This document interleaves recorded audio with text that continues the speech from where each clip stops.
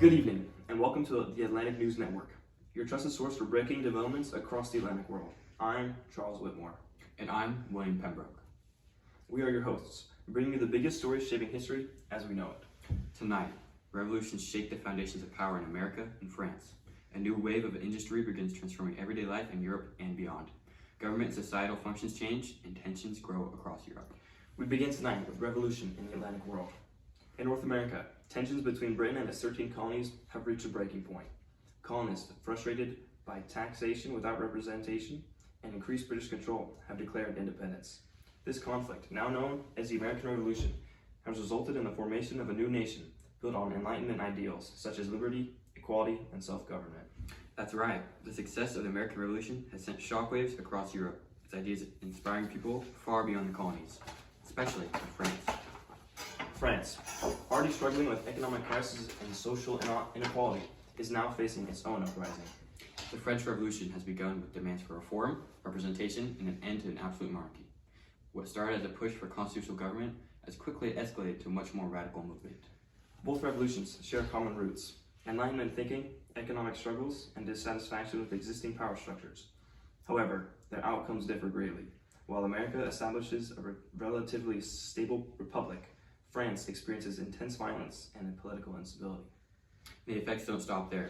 These revolutions aren't spreading new ideas about rights and government across the Atlantic world, influencing future movements for independence and reform.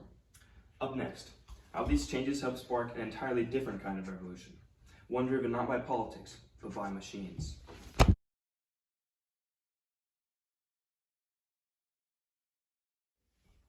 We now turn to a major transformation unfolding in Europe, the beginnings of industrialization. Thank you, Charles. And that's right. Starting in Britain, new technologies are changing how the goods are being produced. Instead of small workshops, more like large-scale factories are being made using new machines. Back to you. And it's not just production that's changing, entire systems are evolving. Yeah, exactly. This new factory system allows for mass production, where goods are made quickly in large quantities rather than small as it was before. Workers are now performing specialized tasks rather than creating entire products by hand. Am I right that infrastructure is also expanding to support this growth? Yes, transportation improvements like canals, roads, and eventually railroads are making it a lot easier to transport goods and resources. This is fueling economic growth and reconnecting regions like never before. And this industrial shift isn't limited to Britain. Correct. Industrialization is spreading to other parts of Europe and to the United States, where similar patterns of factory production and technological innovations are taking hold. So the Industrial Revolution is transforming economies through new technology, factory production, and expanding infrastructure. What began in Britain is now spreading across the Atlantic world, shaping the future of work and society. And now, for more on the developments of governments and societies. Today, I will be reporting on the political and social changes in Western society during the Industrial Revolution. One of the most profound changes was mass urbanization. Thousands left rural farming life for cities, resulting in rapid city growth, overcrowding, and the rise of new, distinct social classes. The wealthy industrial capitalists and the urban working class. While production increased, the era initially created harsh conditions featuring long hours, dangerous environments, and exploitation, particularly of women and children. The concentration of workers in cities allowed for the birth of labor unions fighting for basic rights and higher wages. Governments were first forced to adapt, leading to crucial reforms such as child labor laws, mandated public education, improved sanitary infrastructure. Ultimately, the Industrial Revolution forced power away from landowning elites and towards new industrial middle class, redrawing the political map and laying down foundation for modern capitalist democracy. Alrighty, howdy folks. We're talking about chapter 24.5, My chapter was about it was about just like the changes during the industrial age. People started spending more of their free time and their free will. Um, you know, a lot more factories started appearing during the industrial age. Therefore, you get like the industrial part of it.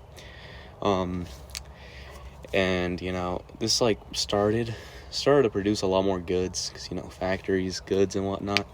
People started to buy more stuff, and advertisements started happening, newspapers, articles, things like that. People started going to theaters too. I guess movies became a big thing. I guess comedies, other stuff. Started going on vacations, and resorts became more popular. People had more free time than before. Sports became very, very big in this time. You know, um, games like soccer, football, and baseball grew a lot because organized with rules and teams. They weren't just for fun. They had like some sort of like, I guess people just really liked it, and and like it's like advertisement.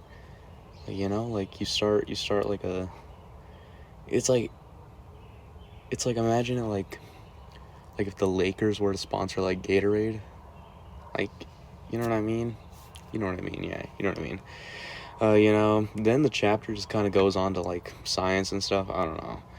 It wanted to like science and art started to go in different directions, and science became more focused on practical use, like improving medicine, all that sorts of stuff.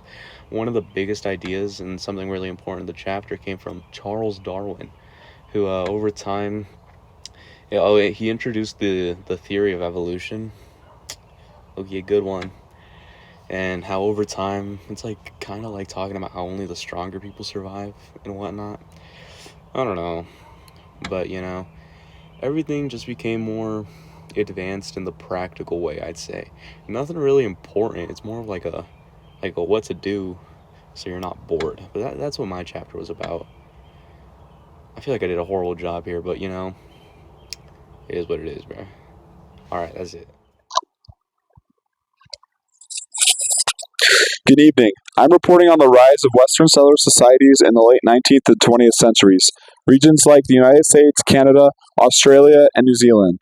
These societies were shaped by large-scale migration, primarily from Europe. Millions of settlers moved in search of land, economic opportunity, and a fresh start. However, this expansion came at a major cost to indigenous populations who were displaced, marginalized, and often subject to violence and assimilation efforts. Economically, settler societies became major exporters of raw materials like wheat, beef, and minerals. With the growth of railroads and steamships, these regions became tightly connected to global markets, especially supplying the industrial nations like Britain. To support this rapid growth, many settler societies relied on immigrant labor. Workers from Europe and Asia contribute to building railroads, farming land, developing industries, often under harsh conditions and for low wages. Politically, these societies developed governments modeled after European democracies with representative institutions. However, these rights were not always extended equally, particularly to indigenous peoples and some immigrant groups. In summary, Western settler societies were key players in global economic expansion, but their development also reveals deep inequalities tied to migration, labor, and imperialism. Back to you. Good evening. Today we are taking a closer look at the growing tensions that led to World War I, a conflict that greatly shaped the world. In the early 1900s, Europe was on edge. The powerful nations were building up their militaries in a race for dominance. This policy, known as militarism, meant countries were prepared for war at any moment. At the same time, alliances divided Europe into two major sections: the Triple Alliance of Germany, Austria-Hungary, and Italy, and the Triple Entity of France, Britain, and Russia. These alliances meant that if any country went to war, others would quickly soon to follow. Nationalism also played a major role. Many countries believed they were superior and deserved more power, while smaller groups, especially the Balkans, fought for independence. Nations also competed for colonies and resources around the world. The breaking point came in 1914 with the assassination of Archduke Franz Ferdinand of Austria-Hungary. What began as a regional conflict quickly escalated into a global war as alliances were activated. The effects were devastating. Millions of lives were lost and major empires collapsed. Harsh peace terms, especially those placed on Germany, created resentment that would later contribute to another global conflict. That's your look at the causes and effects of World War I. Stay tuned for your updates on the world history.